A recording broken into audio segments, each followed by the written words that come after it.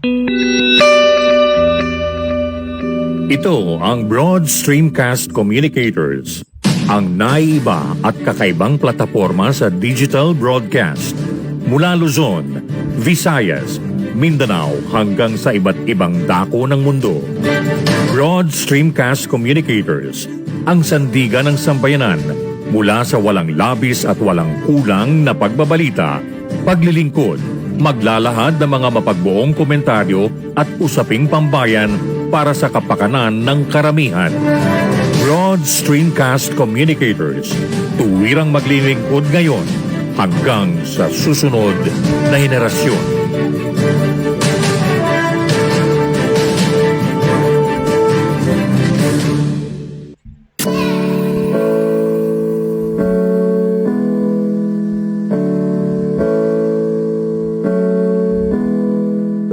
Buhay Online, Chikahan at kaalamang pangkabuhayan. Ating tunghayan, pakinggan at tuklasin ang mga pangyayari at kaganapan sa mundo ng online. Buhay Online, Chikahan at kaalamang pangkabuhayan.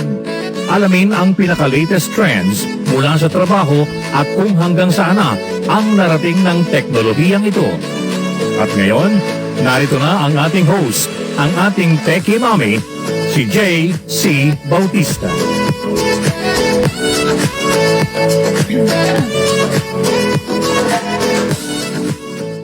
Hello, happy Friday everyone. Magandang umaga po.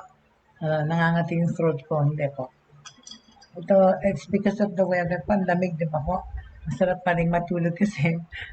But kasi po naka-fan na, naka-aircon pa. I think that's really bad, no? But, kumakati yung throat ko. Pasensya na po. Anyway, happy Friday everyone. As we say nga, TGIF na naman, napakabilis ng mga araw. Parang kakapunta ko lang sa Manila. Diba? I just spent my weekend in Manila and now it's a weekend again.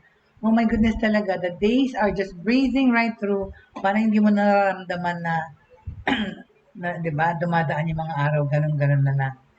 Right? And really, it's just amazing how fast time flies and how older we get. Mas mabilis tayong tumatanda. Na itong mga panahon na ito, parang hindi mo naramdaman talaga. When you think about it in retrospect, 2.5 years have passed just like that. We're 2.5 years older, we're 2.5 years wiser sana. But of course, we're still in the pandemic. Kaya lang, diba po, we seem to be parang transitioning sa pagiging normal na yung pamumuhay, no? Bakit? Because of course, paano pa rin po, we're still trying to promote and ask people to please be vaccinated kasi po yan po ang nagpo-protect sa atin really eh. Because I know for a fact, no? Ako po, I got COVID myself and siguro if we didn't have bakuna, baka na hospital pa kami, no? Kasi nga, diba, I have friends who have died from COVID for the past 2020 tsaka 2021 nung wala pang bakuna. Anyway, papa-on ko lang muna yung aircon kasi napakainit. Excuse me, thank you very much. Umiinit na medyo yung panahon. But anyway, so, okay, this whole week we were talking about the foundation of basic computer security principles. We went back to basics po. We learned about how those viruses came about, how cybersecurity has been breached, and it's still happening now. Kung kailan nagsimula, kung ano yung mga ginawa na measures para maprotektahan po ang ating mga systems at ating mga gadgets, mga cellphones, diba po? Kasi po, nowadays po, ang smartphone po, of course, is like a mini computer, no? Talaga lumalabas yung dito sa Facebook ko. Ayaw akong lumabas sa Facebook ko. Bakit? I don't know why. I can't see myself on my Facebook. Hindi ko makita eh. Don't know why. Anyway, ang nakikita ko pa yung story before si Sir Cell. Anyway, it's not appearing in my Broad Stream Cast Communicators page on my Facebook. I don't know why. What's going on here? Feeds. Wala. It's not coming out of my phone, ha? That's so weird. Bakit kaya? I don't know why. Anyway, it's not coming out of my phone. But anyway, so going back to that, so we were talking about basic computer security principles po, no? And today we will wrap that subject up. But before that, before we go back to that, okay, pag-usapan po lang natin yung mga things that are happening, of course, here in the Philippines first, with regards to current events and because, of course, thank God for technology, we are able to excuse me, ano ba yan? Sorry, pasensya na. Ang kati ng throat ko. Okay. Able to learn real facts. Okay. Meron pong issue na pag-usapan po na hindi natin nadaanan dito, right? Yung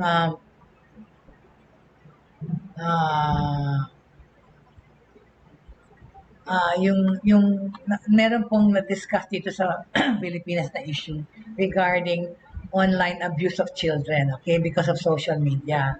That was like earlier this month. Meron pong child rights group that lauded the passage of law versus online abuse of kids. Okay, meron po tayong pinatupad na law. Child rights groups lauded the enactment of the measure that protects children against online sexual abuse and exploitation, saying it will make cyberspace for children. For Child Rights Network, the passage of Republic Act 11930 po, or the Anti-Online Sexual Abuse and Exploitation of Children. Ayan po. Hindi ko ito nabanggit nung pinag-usapan natin yung cyberbullying. No? Pero ito po yung OSAEC law, which marks the dawn of safer online spaces for children. Okay? It is our fervent wish for Filipino children to safely navigate the virtual space without fear.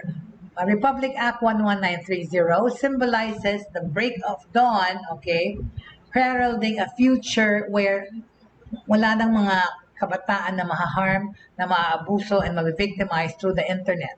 Ito po ang sinabi ni CRN Convener Romeo Dongueto. Okay? Ang RA 11930 last into law, last July 30 po ito pinatupad. Okay?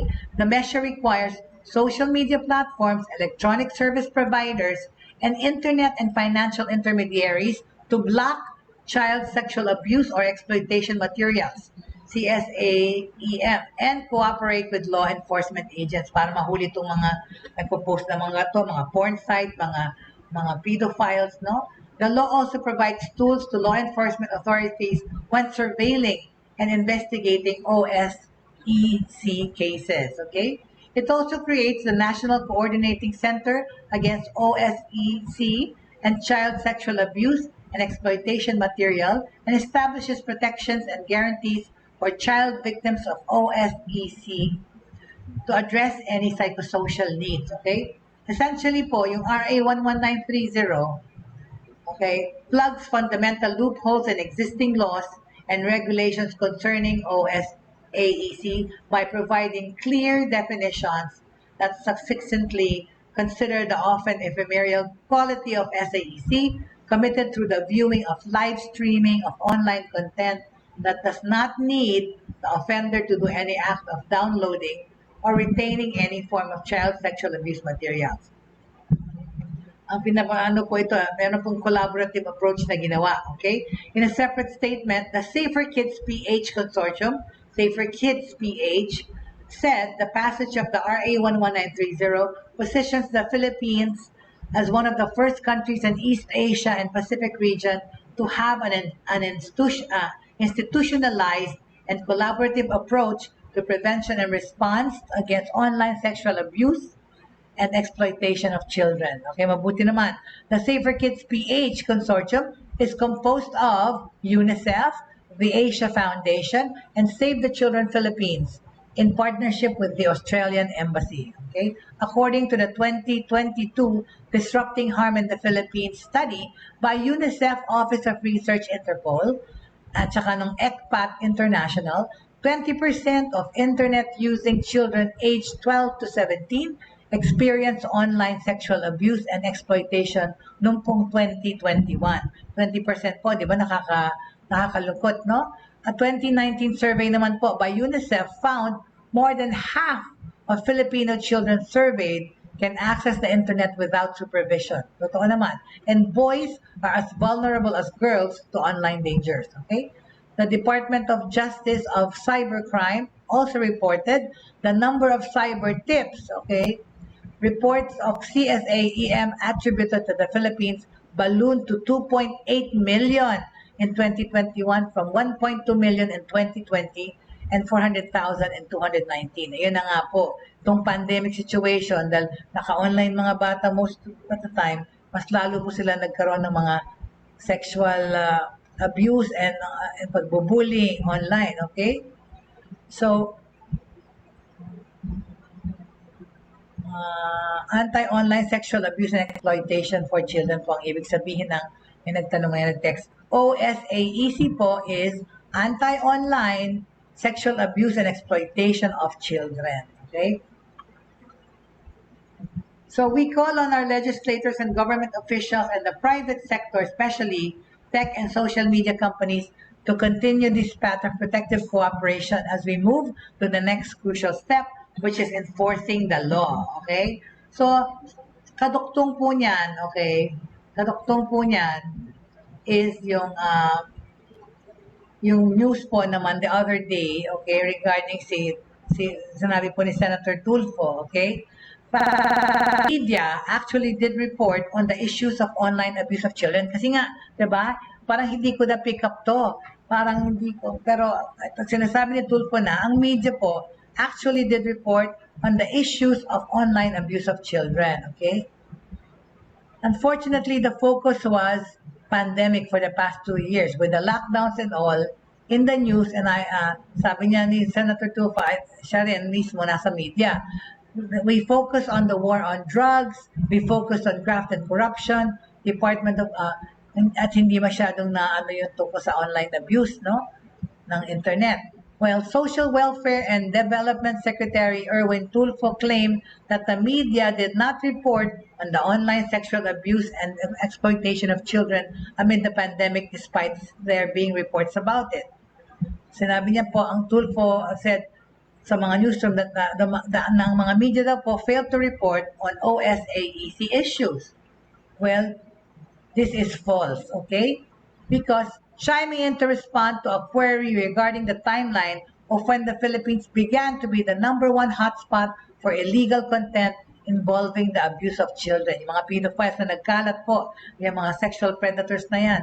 Tulfo said the problem has always been there, but it got buried as news reports focused on other political stories. Tsaka yung pandemic.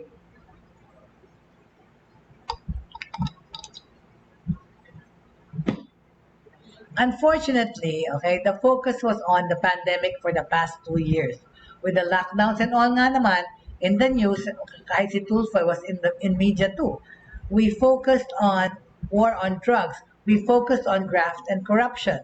Tulfo said in a mixed English and Filipino during a press briefing last Tuesday, okay?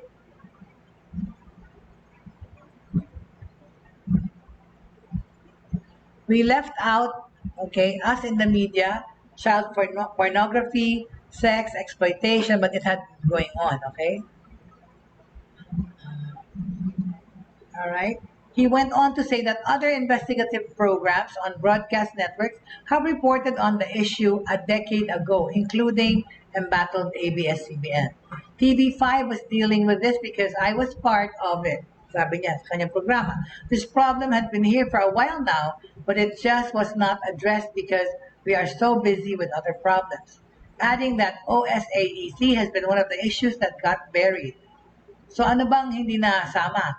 Tulfo failed to mention that media did report on the rising number of OSAEC cases before and even amid the pandemic. Talaga naman. A few examples include linked stories from Philippine Daily Inquirer, Davao Today, Sunstar Davao, Rappler, the Philippine Star, and Philstar.com. Okay?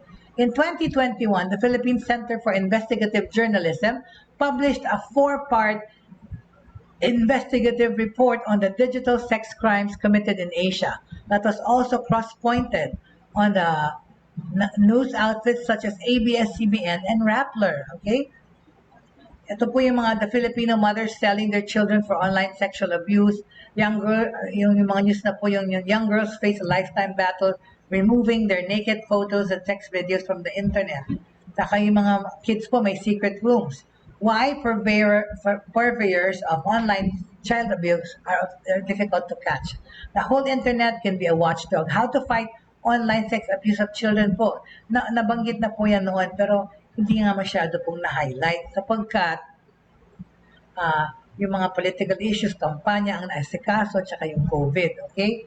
The Philippine government is ramping up its efforts to prevent OSAEC, with Justice Secretary Jesus Crispino Remulla saying that they are declaring a war against sexual abusers and exploiters, okay? Targeting children mainly after seeing a rise itong pandemic. Yun po, rumami po yung mga sexual harassment, sexual abuse online. Dahil nga po, nasa bahay hindi pumasok sa eskwela at nakatutok palagi sa computer o sa cellphone ang mga tao. Yan, may mga ka-chat, yan po nagkalat bigla yung mga online sexual abusers, okay? Itong pandemic, okay? It's a big problem but no one has been paying attention. So that's why right now, itong administration is key. Ang bagong administration po is keen and very serious in stopping this. So Secretary Remulla, Interior and Local Government Secretary Benjamin Abalos Jr., and everybody doon sa meeting na yon with Tulfo, they're declaring a war. They have declared a war against this, and this is and they said that the time is now and here. Okay.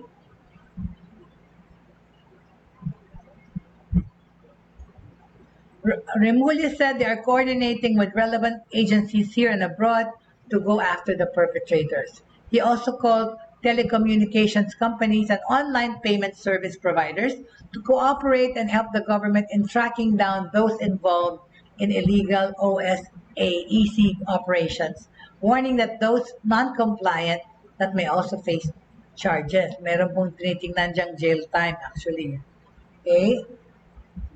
The government's Interagency Council Against Trafficking, or an ICAT, report showed na the Justice Department's Office of Cybercrime Investigations more than tripled po noong 2021, at the height of the pandemic, with 268 investigations conducted as of December 15 last year versus the 73 seen in 2020. Ang lakas ng inakyat, from 73 in 2020, as of December last year, ay naging 268 investigations na ng mga cyber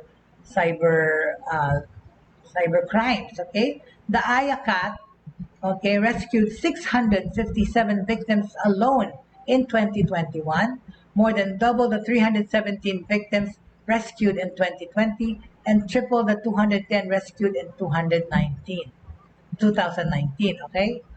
The Philippines also kept its Tier 1 ranking, the highest rank in the 2022 Trafficking Persons Report at the U.S. Department. Manila has had a Tier 1 ranking since 2016.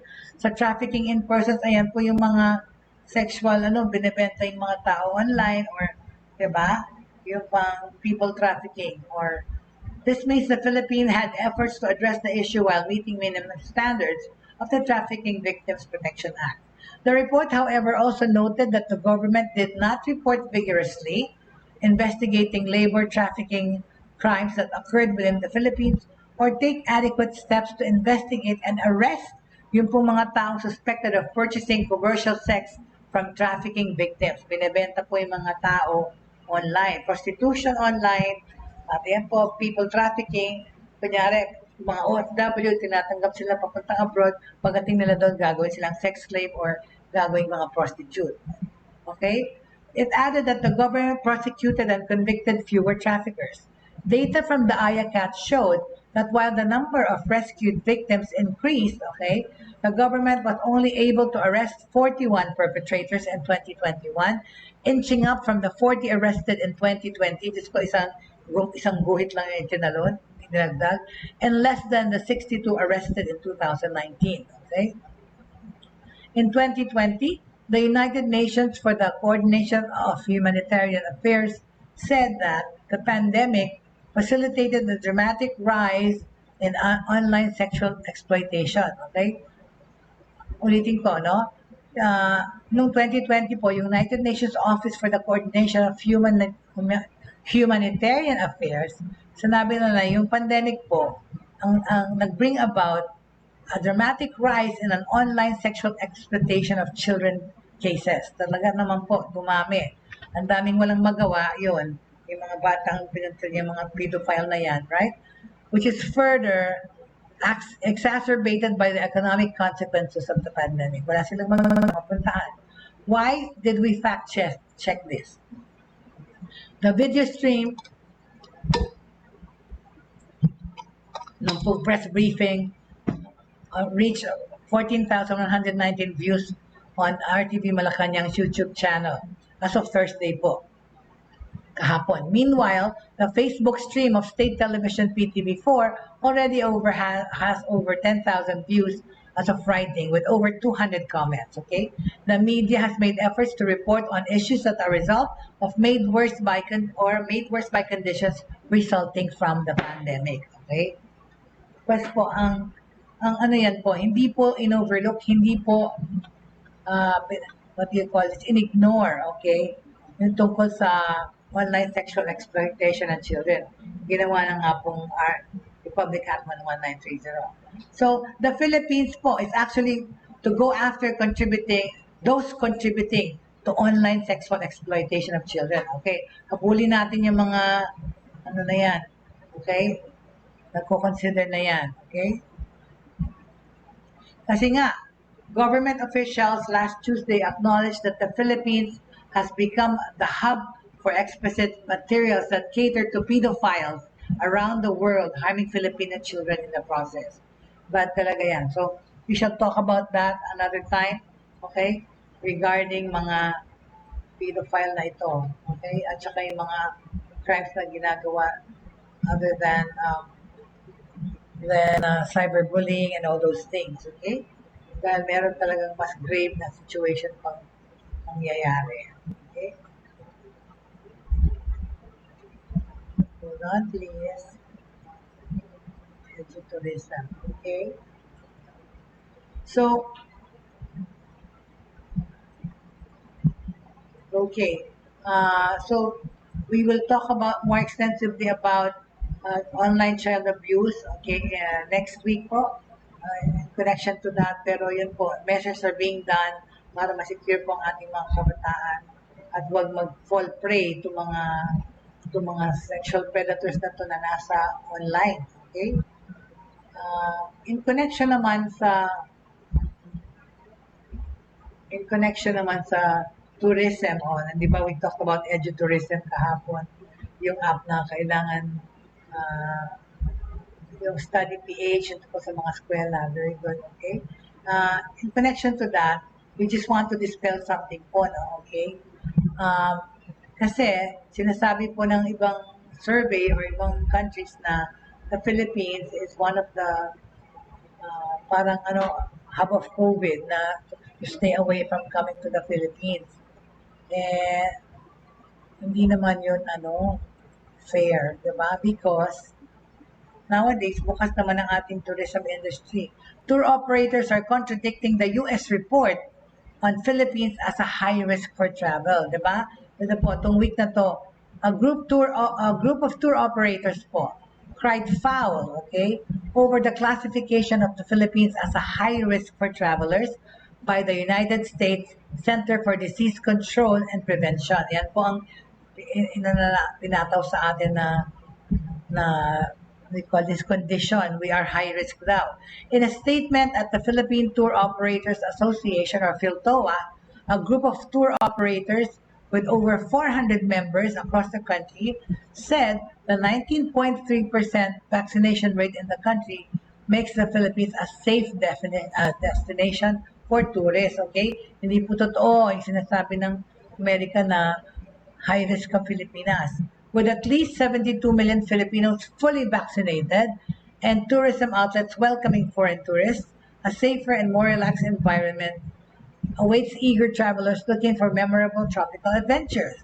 Ito ang sinabi ni PhilToa President Fe Ablingyu, adding that they are even planning to hold a festivity to promote the tourism exposition next month to mark the 33rd Philippine Travel Mart.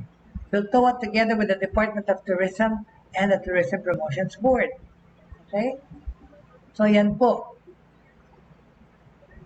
Hindi po tayo high risk, okay? So wag matakot pumunta sa Pilipinas. Just do the proper safety protocols. Wear a mask when you're outside, okay? Hindi na nga kailangan ng PCR, vaccination certificate na lang para makapasok, right?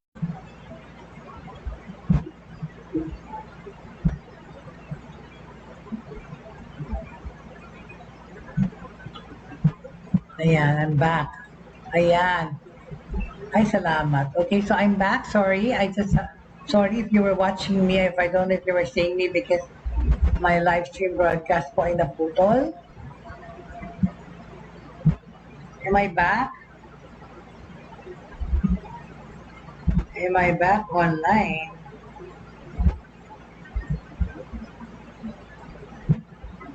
Let's see.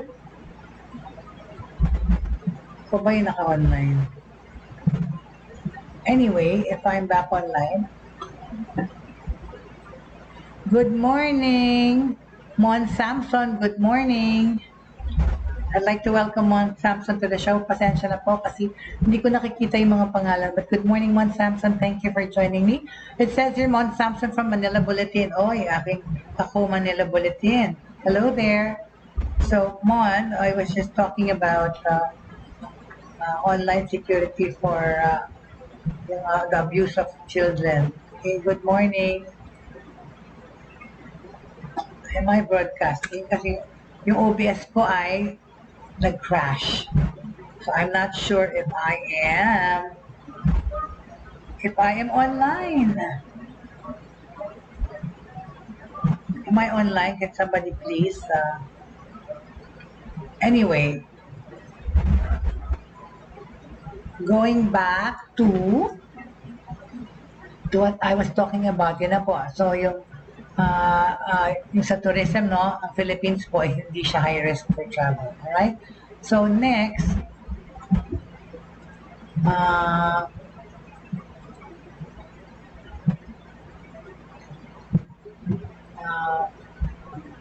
we will talk more about the online abuse of children and the things that are being done next week po, okay?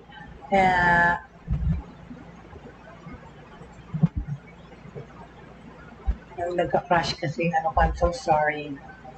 Anyway, so going back to our to wrap up for our subject of going back to the basics regarding protecting our systems dahil po sa mga hacker or mga malware or mga phishing incidents na yan. Diba po, we talked about going back to the basics when we found out kung paano natin iproprotektahan yung ating mga system. Okay? So, yesterday, we gave pointers po, no? And to recap that, okay, we said the principle of least privilege. Yung po, least privilege po is just as it sounds, okay? It involves only giving a user the minimum system access and permissions they need in order to perform whatever job-related tasks their specific role requires. For individuals na mga gumagamit po ng computer sa bahay, this principle doesn't have a lot of significance, pero it can be useful to remember if you have children, okay? If you don't lock down yung monitor nyo or your kids' computer and smartphones, they will eventually find their way into trouble or abuse the technology, which is what's happening, di ba? So don't fault yourself as a magulang, no? We all did the same thing when we were young. Diba? Nagsisneak tayo. But now, there are some really dangerous threats online, like child predators, yan nga, connection to the child abuse, online, sexual harassment, cyberbullying, and financial scams that less wise children are more apt to fall prey for. Magiging biktima po sila niyan. So by all means, it is a good idea to use the principle of least privilege when it comes to configuring computer devices for your kids, okay? Set parental controls, locks, and monitor their activity. During the school week, okay, yung mga anak nyo, pa-allow nyo lang po gumamit ng internet or computer para sa pag-aral, tsaka yung paglalaro po, pag-weekends lang. Siguro, tsaka i-control nyo 1 hour lang in the afternoon, 1 hour sa gabi, something like that. So, tapos, okay, so, ang sinabi nating mga measures po, defense in depth. Ensure your computer's operating system or OS is up to date by determining whether updates need to be installed. Antivirus po, lagyan nyo ng antivirus. Okay? Ano yung mga huhusay na antivirus? Okay, tinatanong. Alright? Sige. I can suggest a few. Okay? Sensya na, sandali lang. I'm trying to see if I am actually even broadcasting because for some reason ayaw po lumabas sa telepono ko. Alright? Good morning. Alright, good morning. Good morning. Anyway, so okay, ano tong mga okay, I will suggest some good antivirus software. Okay, ito. I will show you. Okay, some of the best antivirus software that we can find ay itong Bitdefender. Ayan, Bitdefender. Ito na naman. Ayan na. Okay.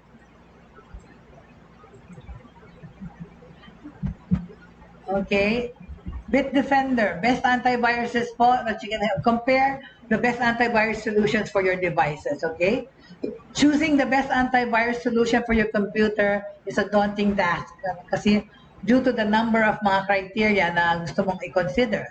You may want a basic security solution for your PC or laptop or a highly advanced protection system. Depende sa opisina, no? Kanya for the entire family, okay, gusto nyo rin ng something that will be capable of shielding your devices from viruses, mga hacker attacks, and fraud. Okay? Ayan po yung mga cybercrimes na nangyayari ngayon. If you're having trouble thinking about it, ito po. Ito na yung mga suggestions natin. Okay? Bitdefender.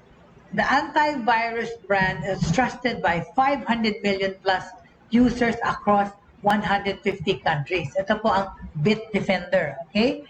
It's one of the world's leading providers of consumer cybersecurity products and a pioneer sa antivirus protection. This brand has won multiple antivirus awards from leading online test laboratories, including AV Comparatives, AV Test, PC Mag, and the Anti-Malware Testing Standard Organization. So, yan po ang score niya, 9.8 on a scale of 10. Okay? It's the best antivirus that you can find, okay? Rated number 1 best antivirus po itong software of itong 2022. It provides excellent virus protection, includes an extensive list of great features, and has minimal impact on system performance, okay? So, ayan po. Kung nakikita nyo, okay, malaking po. Ayan, tatakpan ko na yung face ko. Ayan, highly rated virus detection capacity, includes a basic package with premium features, chat safely in popular social networks, surf the web safely and anonymously, extends battery life on laptops and tablets, and protects mobile devices from physical theft. See, magkakaroon pa ng protection sa cellphone nyo. And a 60% discount between 8.90 sa August po ito. Itong August pala, may discount pag bumili kayo ng Bitdefender hanggang today. Okay, award-winning detection recognized by these award-giving bodies. Okay? Alright. So, ang susunod naman po dyan ay ang McAfee. Ayan, for years and years. Ayan, laging, di ba nakabundle yan sa mga pagbumili ka ng laptop? Itong mga antivirus, tsaka yung Norton. Okay? So, ano naman to McAfee, okay? Yung McAfee naman, okay, compatible din sa iOS na lahat ng klase, Apple or Android or Windows, okay? 9.2 pang rating niya. Excellent, okay? Yung isa was the best. Ito, excellent, number 2. Highly accurate security solution for computers and mobile devices. Okay, it protects an unlimited number of devices. It allows you to fix your security issues remotely. Remove malware or your money back. Oh, may money back guarantee pa ito okay? Remove malware or your money back. Bang galing. Okay? May money back guarantee. Almost no false positives were recorded. Sabihin, di ba parang yung COVID, nagpa-false positive. Prevent scam attempts in their tracks and includes an encrypted folder for document storage. Galing, di ba? Ang galing. Alright. Tapos, okay. So, ang sunod dyan, okay, alright, hold on. So, okay, ang next po dyan ay ito namang mga antivirus na to. Okay. There you go, Norton. That's right. Very popular din ang Norton. Ang Norton for years and years ay nakalagay, mga nakabundle sa computer. Okay? Let's check out the Norton Utilities. Okay? Available in all operating systems. Very good naman ang rating, 9.0. Okay? It's high accuracy, low impact antivirus solution with online backup capabilities, okay? It detects viruses without raising false flags, okay? O yun nga, yung wala yung mga false positive. Backs up data and stores it in the cloud, okay? Protects usernames and passwords, which is very good. Which is like, Norton is always parang nakabundle talaga sa mga laptop and desktop. Prevents hackers from infiltrating your system. Allows you to manage your devices from an online portal. And prevents and helps you to recover from identity theft. Very good. Okay? So yan po ang Norton Utilities. Ano yan? Renowned din yan. Famous din yan all over the world. Okay? And very good kasi marami talagang naayos yan. Okay? Alright. So, the next one naman is Kaspersky. Okay? Yung Kaspersky. Alright? Very good pa rin. 8.9 ang rating niya. Okay. Ano yung mga nagagawa ng Kaspersky? Mas bago lang ito. It is 8.9 in the rating. Very good pa rin. It is a comprehensive antivirus solution that covers all your security needs pa rin. It features a robust scanning and detection system. Okay. Undoes damage caused by virus infection, nililinis po, okay? Protects children from harmful content. Yan, binablock niya po yung mga porno site o mga harmful content na detect niya ng AI niya or something. It cleans and optimizes your computer. And it protects data from theft and accidental loss or damage, okay? Feature-rich, mid-range package. Alright, very good. So, yun po. Yung last naman sasabihin ko, hindi ko na nalagay sa graphic, is Panda. Okay, ito po ang Panda antivirus software. Okay, compatible din po with all operating systems. At 8.5 rating, very good pa rin. Okay, ano po? Powerful security protects you from numerous forms of online and offline danger. Pati offline, okay? It prevents the virus infections from USB drive, okay? So mga nanggagaling sa USB flash drive na pinang-research nyo or nag-save kayo ng information from somewhere else, okay? Nadadala doon sa USB, ayan. It spots dangerous processes with ease, okay? Hala, nadidetect niya pag may nangyayaring kakaiba sa system nyo, okay? It gives you a warning, okay? It spots dangerous processes with ease. It identifies potential security risks in public Wi-Fi networks. So, ayan, magaling. Nasa-scan niya yung mga public Wi-Fi. Strong encryption for your private files. And it allows you to store essential documents in the cloud and cleans and optimizes your computer. Okay, all right. So, okay, gusto niyong makita yung comparison? Okay, let me do it right now. Hold on a second, please. Ano ko lang? All right. Okay. So now let's show the comparison of these 5 antivirus. All right. Sa performance and all those things para makita niyo side by side. All right. Okay, I shall. Okay. Hold on, please. Sandali lang. Please bear with me because this is happening real time as we speak. I'm trying to get it.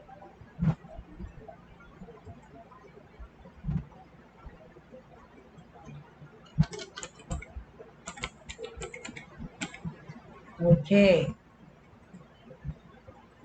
Let me just get it up here.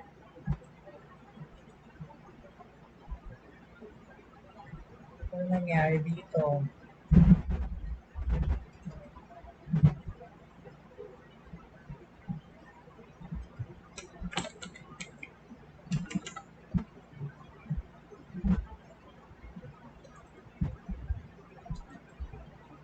What happened? Okay, hold on. No, it's not there. Sorry, pasensya na po. Hinahanap ko lang kung saan ko linagay.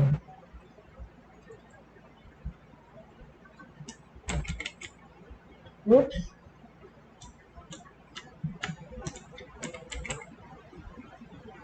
Oh, I know. I'm sorry. Pasensya na ako. Sorry. Yeah.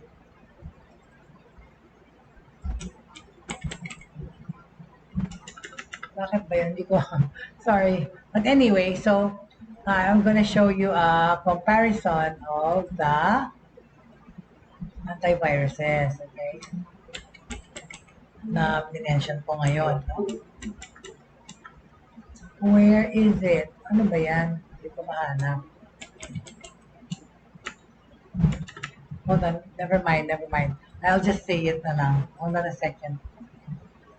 No, I wanted to show you kasi a side-by-side comparison. Okay, let me just, sorry, side-by-side comparison of the best antivirus. Okay, ayun pala. Okay, I know it. Okay. Okay, I found it. Okay, sorry. 1 minute na lang. Hindi pala, less than a minute. Okay, I'll just get it. Naghahang pa po itong computer ko. Okay.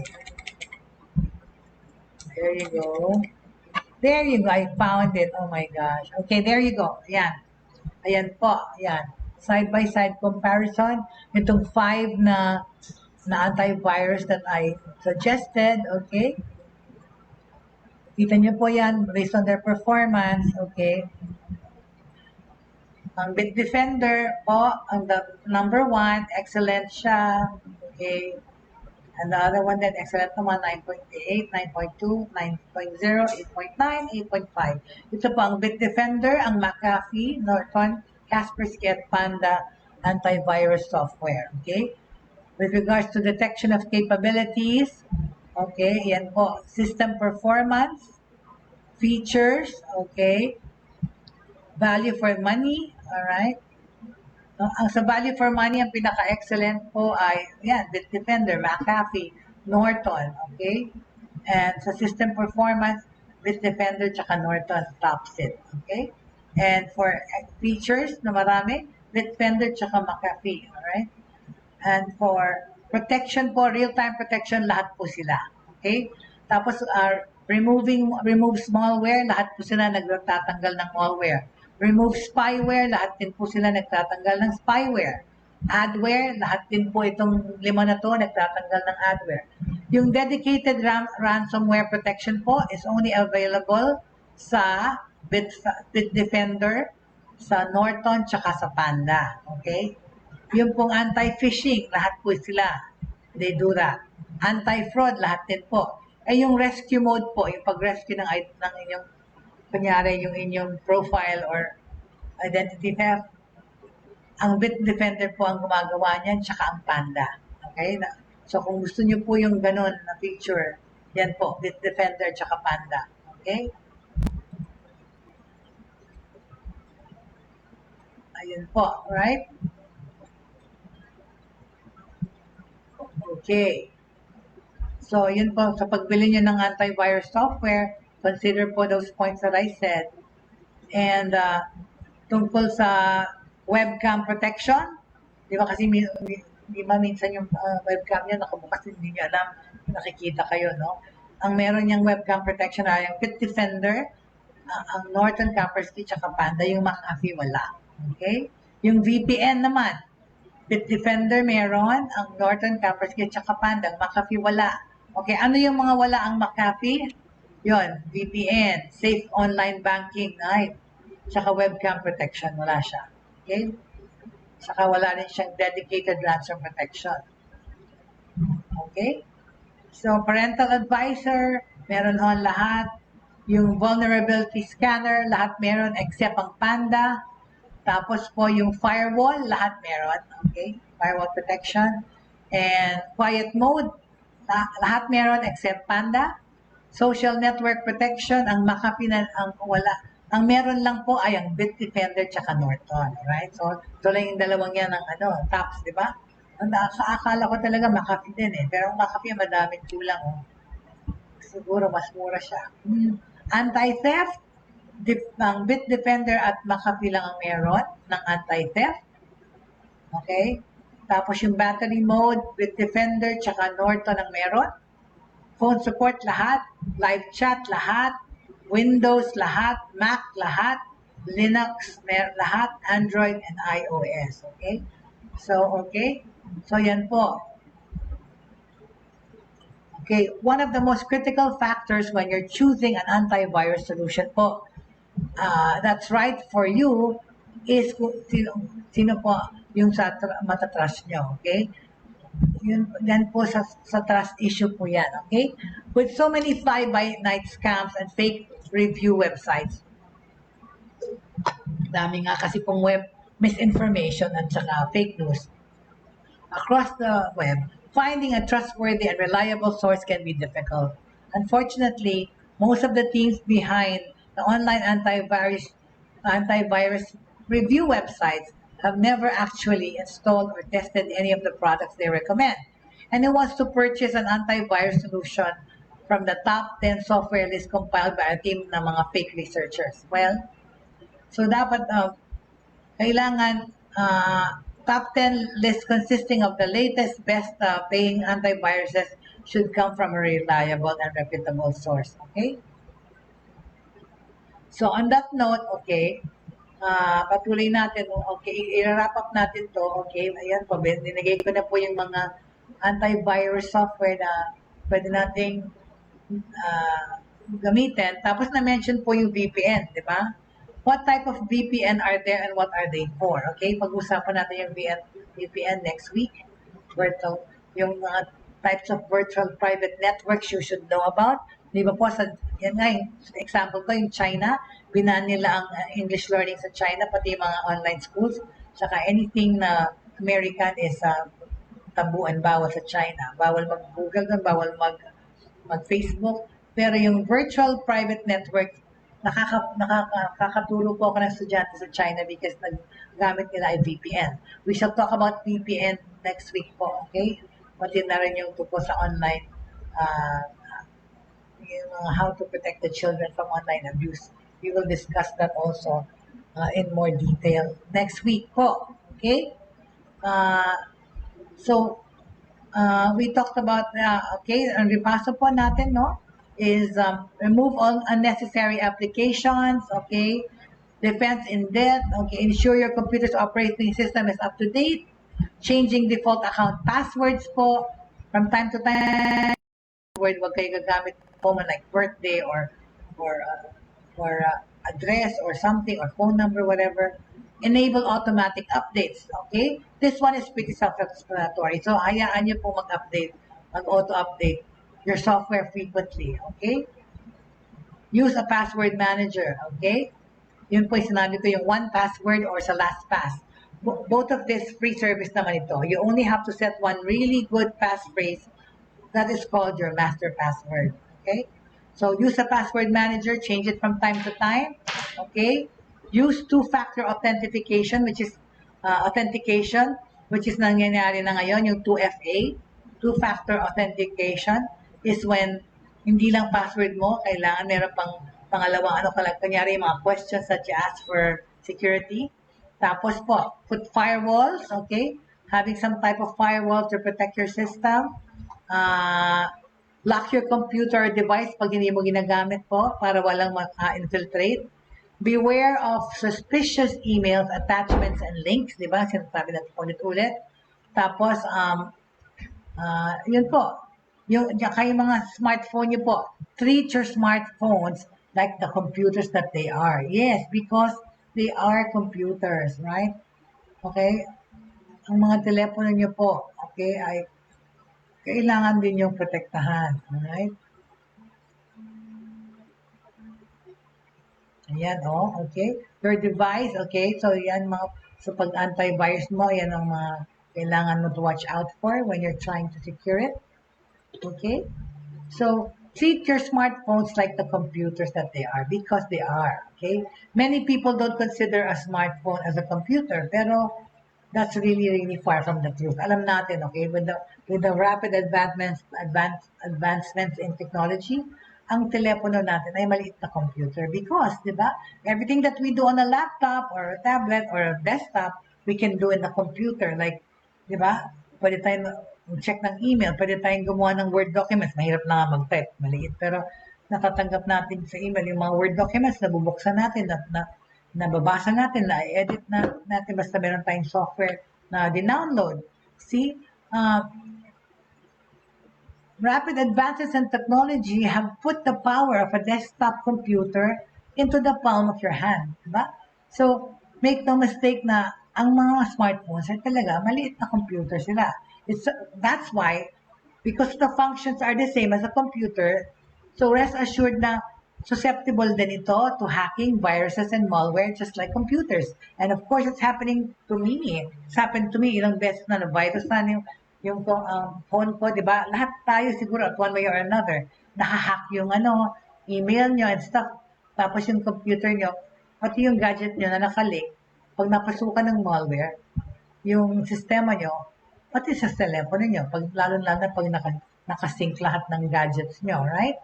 Because there are computers also with processor chips, memory, operating systems, and program applications, okay? So, also protect your your phone, okay? If you own a smartphone like most of us do, okay? It's pretty much your entire, lahat po ng information niya nandyan, okay? You use that to make phone calls, meron GPS navigator, digital recorder, take pictures, videos, video chat, takes notes, dictate notes, may alarm clock, andyan ang alarm clock mo, hindi na usong alarm clock na physical, calculator mo na siya, timer mo na siya, naglalaro ka ng video, nagbabrowse ka sa internet, personal assistant mo na siya, sekretarya mo siya, online banking mo siya, mobile check deposits, pati mga small business chip card reader, okay? Pati access to mga resellers or online shopping nandyan, cloud storage applications, the list goes on and on, di ba? Tungkol sa gamit ng cellphone na smartphone. Kaya nga, with those things considered, alam mo na, computer rin siya talaga, right? Hi there, Leah Aguilar. Welcome. Good afternoon sa iyo. Where are you talking to us from? Sorry, ngayon lang kita nakita, Leah. Where are you from, Leah? Hello, One Samson again. Hi, Leah. And I'd like to, greet happy birthday, belated happy birthday to Ann San Diego, of my good friend from high school, and my kumare, and also my other kumare, Angeli, Pangilinan Valenciano, Gary V's better half. And then si Gary rin, also my kumpare, nag-birthday siya noong August 6. Balik, happy birthday, Gary V. And naman, kanya naman ngayon ng better half of my birthday, Angeli. Happy birthday to you, Jel. And also to Angeli, pareho silang pangalan. Angeli San Diego, si Ann San Diego, at saka si Angeli Pangilinan Valenciano. Happy birthday to you guys. So, and hello, Leah Aguilar. Hello, Mon Samson. Hello, the Lakap family. And so yeah, so yun po, no, going back to what I was saying, so that you treat your phone also as a computer, so protect it also like you protect your computer, okay? There's literally an app for everything na nakalagay sa phone nyo. There is no end to what people use the smartphones for. Many people would be so lost without a smartphone. Will you? Diba? Think of isipin niyo po na yung smartphone nyo is your digital gateway to your identity, okay? You want to protect that, di ba? So remember that it's a miniature computer complete with volatile and non-volatile memory, an operating system which is Android or iOS or Windows. And if we're in agreement, a smartphone is a computer, so dapat lamang na ang inyong smartphone po ay installan nyo rin ng antivirus, okay? So, enable full disk. iPhones come pre-manufactured with FDE. So no worry ng mga iPhone users. However, para sa mga Android users, you must enable this feature, yung encryption, FDE. This feature aftermarket by navigating to settings, okay, biometrics and security, tapos secure startup, require PIN when the device turns on. Depending on your Android version, it may be slightly different. You want to use an 8-digit PIN for better password and entropy, okay? You could also require a password to unlock your phone, but that is going to get old extremely fast. Even an 8-digit PIN, though, will not afford you protection from brute force hackers or, talagang itong mga attackers na to, cyber attackers to unlock your phone. Madaling-madali na magawa. Against a skilled attacker using password cracking technology, okay? Tapos enable a screen lock of some type, PIN, password, or whatever, biometric fingerprint, or a retinal scanner. The strongest PIN security is an 8-digit PIN or password. Just keep in mind that you will be entering this PIN or password every time you need to unlock your phone. You can also set a combination of screen locks, such as fingerprint or geometric shapes, for unlocking the screen after the phone has been turned on and booted up, or perhaps an 8-digit PIN for encrypting the device before you boot up, okay? The point is to have protection on your smartphone so that no one can just pick it up and have access to your entire information, okay? So with that said po, I'm ending po today's broadcast and regarding cybersecurity on our desktops, our gadgets, and our phones. Maraming salamat po for joining me the whole week. And of course, it's a weekend, it's Friday. Be safe for this weekend. And at the end of the day, 3 things should remain: faith, hope, and love. Maraming salamat po for joining me today. This has been Jay Bautista for Buhay Online. I'll see you back on Monday po. Thank you very much.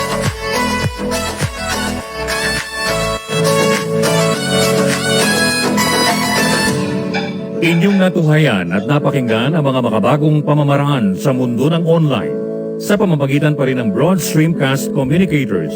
Hanggang sa muli,